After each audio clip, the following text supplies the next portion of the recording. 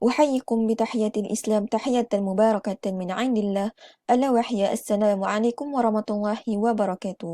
Nama diberi Nur Izzatul Afika binti Muhammad Rizal, pemecuai 055044. Baiklah, pada hari ini kami akan menerangkan tajuk tugasan kami iaitu sejarah perkembangan ilmu tasawuf. Baiklah, yang pertama, sejarah perkembangan ilmu tasawuf pada zaman Rasulullah SAW. Sebelum itu, ilmu tasawuf telah wujud semenjak Nabi Adam AS. Ini dapat dibuktikan melalui firman Allah Subhanahu wa Ta'ala dalam surah Al-Baqarah ayat 37. A'udzubillahi minasyaitonir rajim. Fatalaqqa Adamu min rabbih kalimatin fataba 'alaihi innahu huwat tawwabur rahim. Yang bermaksud, kemudian Adam menerima beberapa kalimah dari Tuhannya, maka Allah Subhanahu wa Ta'ala menerima taubatnya. Sesungguhnya Allah Maha Penerima Taubat lagi Maha Penyayang. Ilmu tasawuf merupakan cara ataupun kaedah untuk seseorang salik membersihkan hati dengan melakukan perkara yang disuruh oleh Allah Subhanahu wa Ta'ala dan meninggalkan larangannya untuk mendekatkan diri kepada Allah Subhanahu wa Ta'ala secara umum. Pandangan As-Suhrawardi mengatakan berkenaan dengan istilah ahli tasawuf ataupun sufi semasa zaman Rasulullah SAW, para sahabat dan tabi'in tidak digunakan kerana gelaran yang digunakan dilihat dari sisi Islam sudah mencapai martabat yang tinggi. Sebelum munculnya istilah yang digelar ilmu tasawuf, baginda dan para sahabat telah mengamalkan sikap zuhud yang seterusnya menjadi aras permulaan berkembangnya sejarah ilmu tasawuf. Ilmu tasawuf di zaman Rasulullah SAW. Nabi Muhammad SAW diutus menjadi Rasul pada tanggal 17 Ramadan tahun 570 Masihi untuk menyampaikan risalah Islam kepada umatnya dan seluruh alam. Baginda sering berkhalwat di Gua Hira.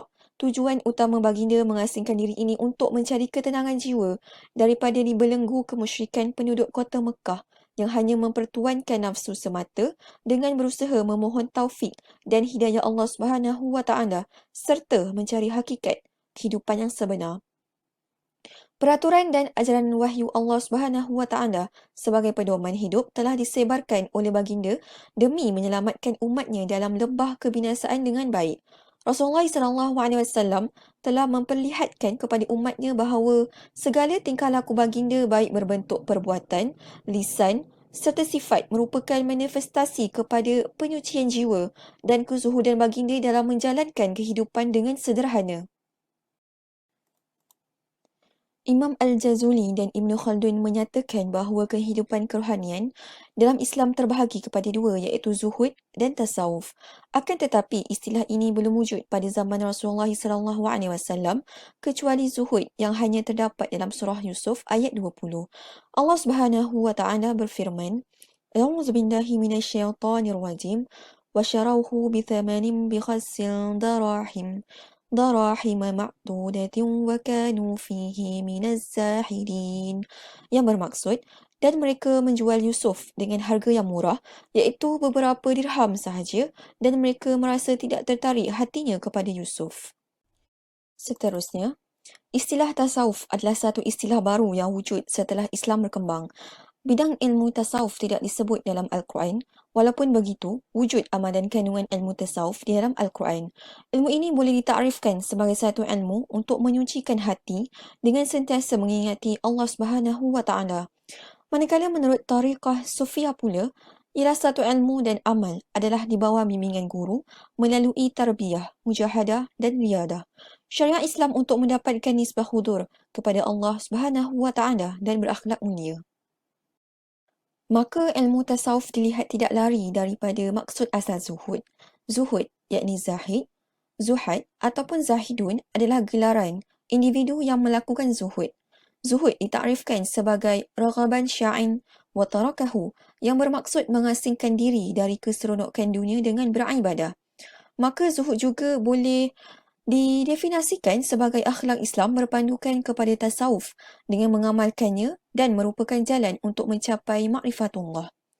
Tuntasnya, Rasulullah SAW menjalani kehidupan baginda dengan penuh kezuhudan dan memperhambakan diri hanya kepada Allah Subhanahu Wa Taala sahaja.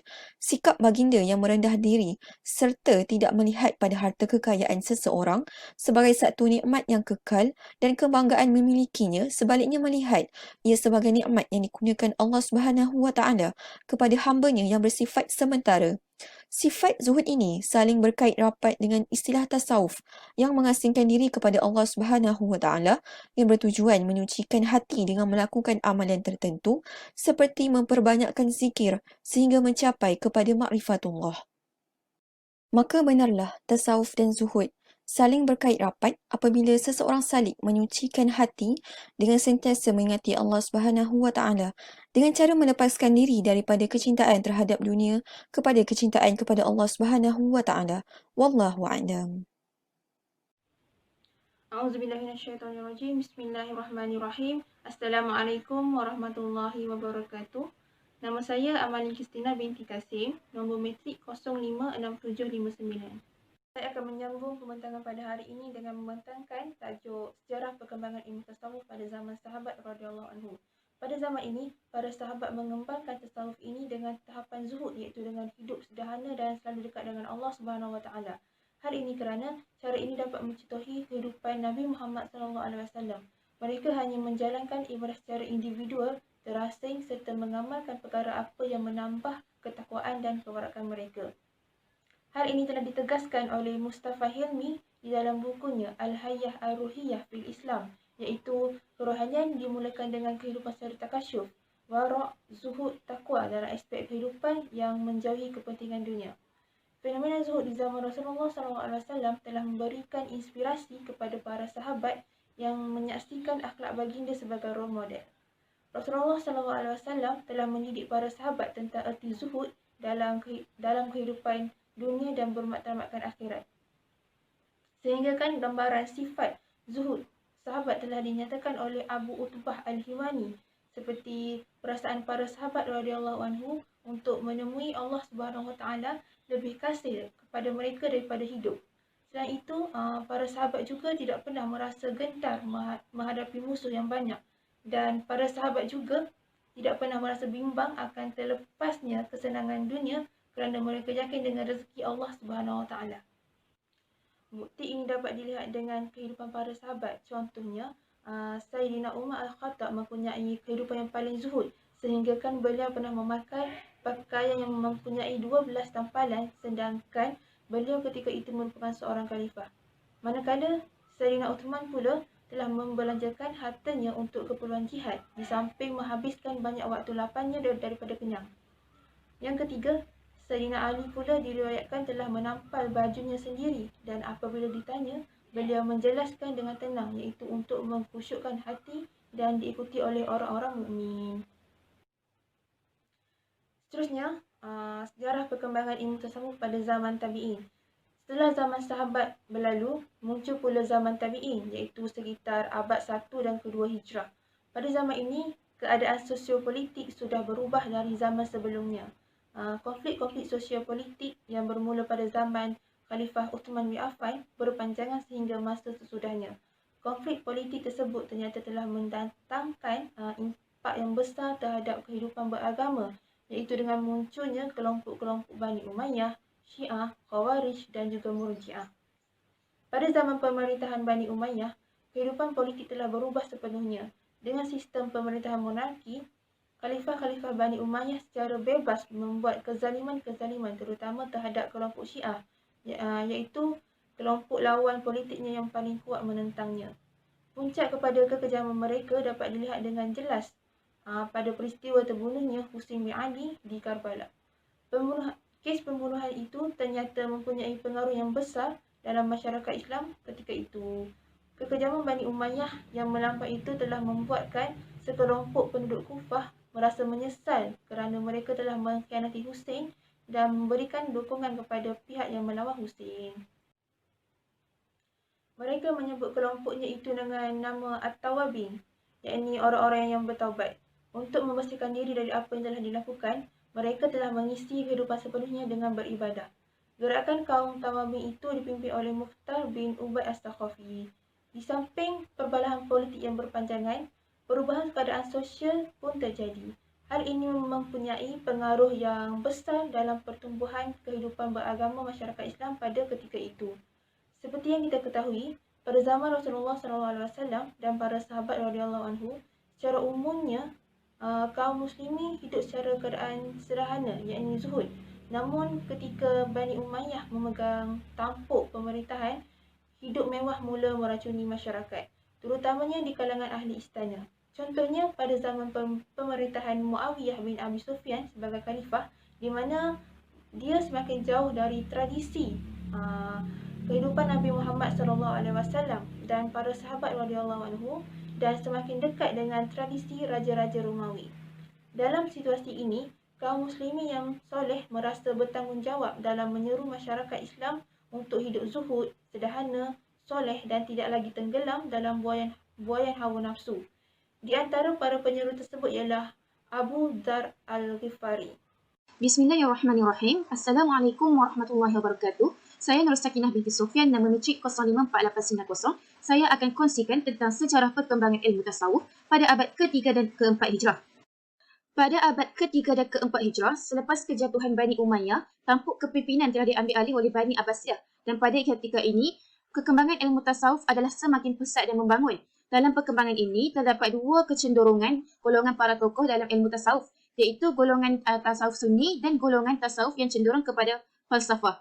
Golongan tasawuf sunni yang adalah golongan yang menghubungkan tasawuf yang bersifat akhlak dengan Al-Quran dan As-Sunnah secara jelas. Manakala golongan yang kedua iaitu golongan tasawuf yang cenderung kepada falsafah adalah golongan yang berhubung kait dengan kajian filsafat dan memiliki pemikiran yang tetap yang telah diresapi dengan unsur-unsur ittihad dan hulul yang diperoleh oleh ahli sufi dalam keadaan yang fana. Tasawuf sunni juga disebut sebagai tasawuf akhlaki yang menitik beratkan pembaikan akhlak atau moral pada diri seseorang. Tujuannya adalah untuk mencari hakikat kebenaran yang dapat membawa manusia itu untuk mencapai tingkat makrifat. Terdapat beberapa proses atau langkah yang perlu diambil oleh golongan tasawuf sunni untuk mencapai tingkat makrifat, iaitu antaranya adalah takhalliq, tahalliq dan tajalli. Takhalliq adalah proses awal yang dilakukan oleh sufi untuk mengosongkan diri dari perilaku tercela seperti kecintaan yang berlebihan terhadap urusan duniawi, hingga melalaikan pada kesucian jiwa dan persediaan untuk kembali kepada Allah. Tahalli pula adalah proses untuk mengisi dan menghiasi diri manusia dengan perilaku dan akhlak yang baik. Para sufi melakukan proses ini dengan mengosongkan jiwa dari segala akhlak yang buruk. Tajalli bermaksud terungkapnya nur ghaib yang membawa kepada kecintaan dan kerinduan yang mendalam kepada Allah Subhanahu Wa Taala. Manakala tasawuf falsafi pula adalah dari golongan yang cenderung kepada falsafah, merupakan sebuah aliran dalam bertasawuf yang menggabungkan antara visi mistik dan visi rasional. Tasawuf ini merupakan hasil daripada pemikiran tokoh-tokoh yang diungkapkan dengan bahasa filosofis. Tasawuf ini tidak boleh dikatakan sebagai tasawuf yang murni kerana telah menggunakan pendekatan fikiran dan rasio. Dan tidak boleh juga dikatakan filsafat yang sebenar-benarnya kerana didasarkan pada rasa. Para ahli sufi ini telah melaksanakan amalan-amalan bertasawuf dengan menampilkan akhlak-akhlak atau moral yang terpuji, di mana mereka ini memahami kandungan batiniah ajaran Islam yang mengandungi banyak nilai yang menganjurkan kepada akhlak yang terpuji. Keadaan ini telah mula berkembang di tengah kehidupan lahiriah yang sangat formal dan cenderung kepada kurang diterima oleh mereka yang mendambakan konsentrasi pengalaman ajaran Islam sampai kepada aspek yang mendalam. Oleh kerana itu, ketika menyaksikan perilaku akhlak yang buruk di sekeliling mereka, mereka akan menanamkan kembali akhlak yang mulia. Dan pada abad ke-3 Hijrah juga terlihat perkembangan tasawuf yang pesat itu telah ditandai dengan adanya golongan ahli tasawuf yang cuba mengkaji ajaran tasawuf yang berkembang ketika itu. Mereka ini telah membahagikan tasawuf kepada 3, iaitu yang pertama, tasawuf yang berintikan ilmu jiwa, iaitu tasawuf yang diisikan dengan suatu metod yang dilengkapi tentang pengumanan jiwa yang memfokuskan kejiwaan manusia kepada Khaliknya, iaitu kepada penciptanya, sehingga kan berlaku ketegangan kejiwaan yang mengakibatkan pengaruh kedua yang dapat diatasi dengan baiknya. Yang kedua pula adalah tasawuf yang berintikan ilmu akhlak, iaitu di dalamnya mengandungi petunjuk-petunjuk yang berkaitan dengan cara berbuat baik dan menghindari dari keburukan, yang telah dilengkapi dengan riwayat dari peristiwa-peristiwa yang telah dialami oleh para sahabat Nabi. Yang terakhir pula adalah tasawuf yang berintikan metafizik. Di dalamnya terkandung ajaran yang melukis hakikat ilahi yang merupakan satu-satunya Tuhan yang Maha Agung yang menjadi alamat bagi orang yang terjalli kepadanya. Seterusnya, kemajuan ilmu tasawuf yang lebih pesat telah pun berlaku pada abad ke-4 Hijrah berbanding dengan abad ke-3 Hijrah. Yang mana terjadinya perkembangan ini adalah kerana usaha yang maksimal daripada para ulama tasawuf yang berusaha untuk mengembangkan ajaran tasawuf masing-masing. Akibatnya kota Baghdad yang hanya satu-satunya kota yang terkenal sebagai pusat kegiatan tasawuf yang paling besar sebelumnya telah pun tersaingi oleh kota-kota besar yang lain. Keupayaan untuk mengembangkan ajaran tasawuf di luar kota Baghdad telah pun dipelopori oleh beberapa ulama tasawuf yang terkenal kealimannya.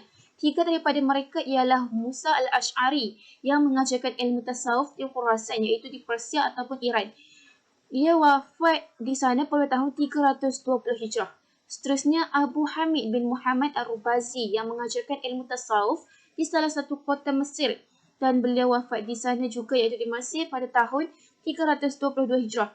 Yang terakhir adalah Abu Said al-Adami yang mengajarkan di tasawuf di Semenanjung Arabiah dan wafat di sana pada tahun 314 Hijrah. Dalam pengajaran tasawuf di pelbagai negeri dan kota, para ulama telah menggunakan satu sistem dalam proses pembelajaran iaitu sistem tarikat. Dalam pengajaran tasawuf di pelbagai negeri dan kota, para ulama telah menggunakan satu sistem dalam proses pembelajaran iaitu sistem tarikat, sebagaimana yang dirintiskan oleh para ulama terdahulunya. Sistem tersebut merupakan pengajaran dari seorang guru terhadap murid-muridnya yang bersifat teoritis serta memberi bimbingan langsung mengenai cara pelaksanaannya yang disebut suluk dalam ajaran tasawuf.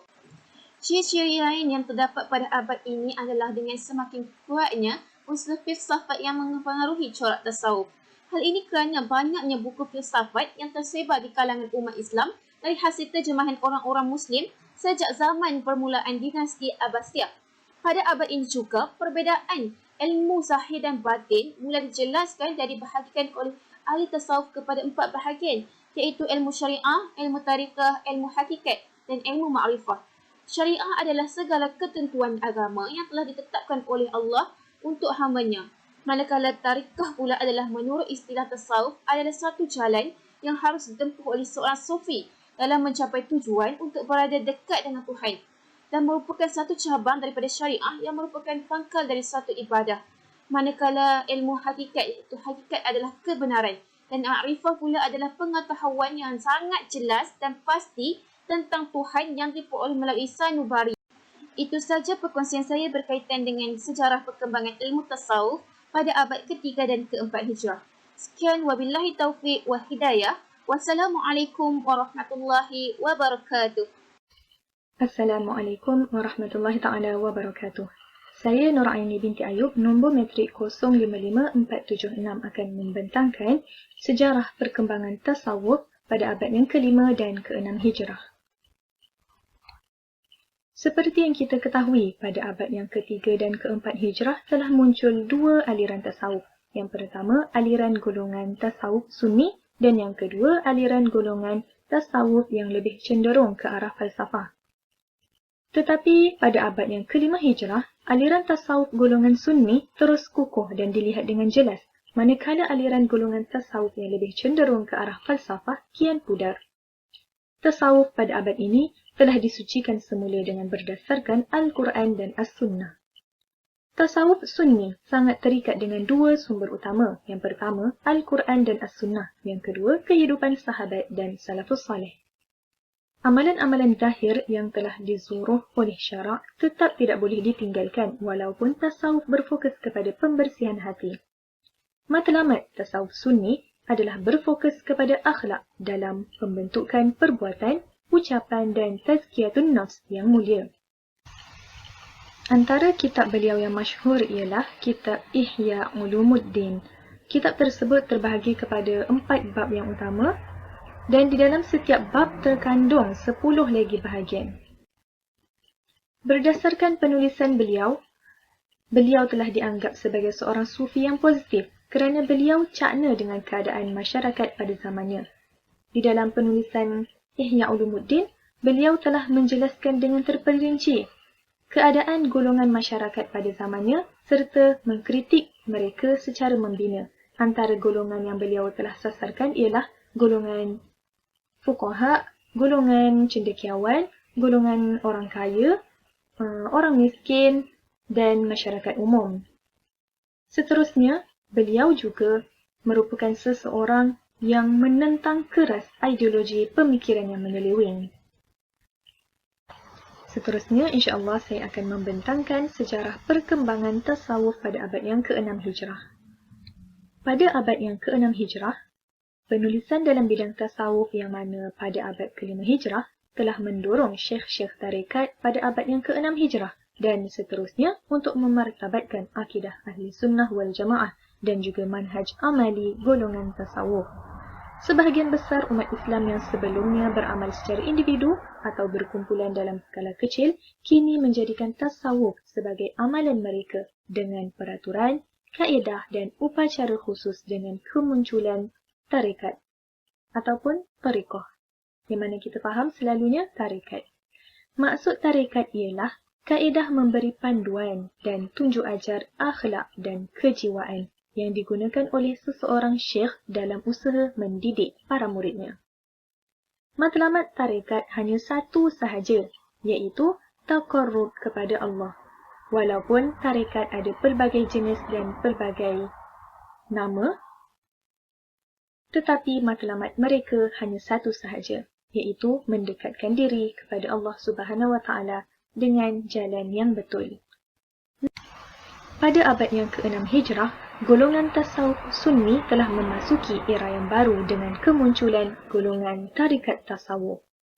Antara tarikat yang muncul dengan pesat pada abad yang ke-6 Hijrah ialah tarikat Qadariyah, yang mana pengasasnya bernama Syekh Abdul Qadir Al-Jailani. Beliau lahir pada tahun 470 Hijrah dan meninggal dunia pada tahun 561 Hijrah. Baiklah, sekarang saya akan menjelaskan tokoh tarikat yang pertama, iaitu Syekh Abdul Qadir Al-Jailani yang merupakan pengasas bagi tarikat Qadariyah. Tarikat ini telah berkembang sehingga ke Yaman, Syria dan juga Mesir oleh murid-murid beliau dan dikembangkan lagi sehingga ke Afrika dan juga Asia oleh para pengikutnya. Beliau berpendapat bahawa tasawuf hendaklah menyerahkan sepenuhnya kepada risalah yang dibawa oleh Nabi Muhammad SAW sebagaimana yang terdapat di dalam Al-Quran dan juga As-Sunnah. Antara kitab pengajaran tasawuf Al-Jailani ialah Futuhul Ghaib, Al-Ghunyah li Talibi Tariq Al-Haq dan Al-Fath Ar-Rabbani. Doktrin pengajaran tasawuf Syekh Al-Jailani tidak bercanggah dengan Al-Quran dan As-Sunnah yang mana umumnya bertepatan dengan Islam. Beliau juga tegas berpegang dengan syariah jika kita bandingkan dengan tokoh-tokoh sufi yang lain. Pada pendapat beliau, matlamat tasawuf sangat mudah, iaitu mematuhi syariah dan menjadi hamba yang beriman kepada Allah Subhanahu Wa Taala. Ta'arif sufi menurut beliau ialah orang yang telah menamatkan perjalanan tasawuf dan telah sampai ke destinasi tarikatnya. Beliau telah menerangkan titik permulaan dan juga garis penamat bagi seseorang sufi. Kata beliau, permulaan kehidupan kerohanian ataupun pengembaraan kerohanian adalah keluar dari kehendak-kehendak hawa nafsu dan masuk ke dalam jalan hukum dan kemudian masuk semula ke dalam takdir. Selepas itu kembali semula ke dalam kehendak nafsu tetapi dengan syarat hendaklah menjaga hudud iaitu hukum-hukum syariah. Assalamualaikum warahmatullahi wabarakatuh. Nama saya Izzatul Husna binti Khairuddin. Nombor metrik 055195. Baiklah, saya akan menerangkan berkaitan dua topik iaitu sejarah perkembangan pada abad yang ke-7 dan kesimpulan sejarah perkembangan ilmu tasawuf. Baiklah, seterusnya pada abad ke-7 Hijrah terdapat beberapa tokoh tasawuf yang berpengaruh. Di antara tokoh-tokoh yang berpengaruh tersebut ialah yang pertama, Umar Ibn Farid, dilahirkan di Homs, Syria pada tahun 576 Hijrah dan wafat di Mesir pada tahun 632 Hijrah. Yang kedua, Ibnu Sabi'in, dilahirkan di Mesir, Spanyol pada tahun 613 Hijrah dan wafat di Mekah pada tahun 667 Hijrah. Dan juga yang ketiga, Jalal ad-Din Ar-Rumi dilahirkan di kota Balkh tahun 604 Hijrah dan wafat pada tahun 672 Hijrah. Pada abad ini, tokoh-tokoh tasawuf mendirikan institusi pendidikan tasawuf. Pada akhirnya, kegiatan tersebut dinamakan tarikat oleh penganut yang sering dinisbatkan namanya pada gurunya.